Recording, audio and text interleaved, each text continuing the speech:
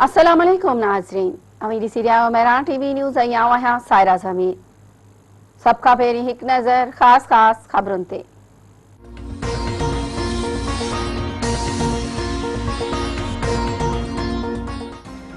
मुल्क में corona virus सबब अधिक 103 ॼणा फोत। 24 कलाकनि दौरान 3953 नवां केस साहिब। कोरोना के फाल केसनि जो अंग 63,102 थी वियो। NCOC मूजिब केस हाकारी अचण जी शरह 8.47% रही।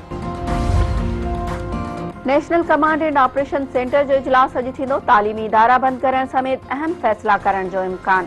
इजलास में सिंध हुकूमत ते तजवीज़ जो जाइज़ो पिणु वरितो वेंदो। रमज़ान शरीफ़ दौरान ज़ाब्ता अख़लाक़ जोड़ण बाबति गौर वीचार कयो वेंदो। सिंध में पहिरीं खां 8हीं जमायत ताईं 2 हफ़्तनि लाइ स्कूल बंदि थी विया। 9 खां 12हीं जमायत ताईं स्कूल मामूल मौजूदु खुलियल रहंदा।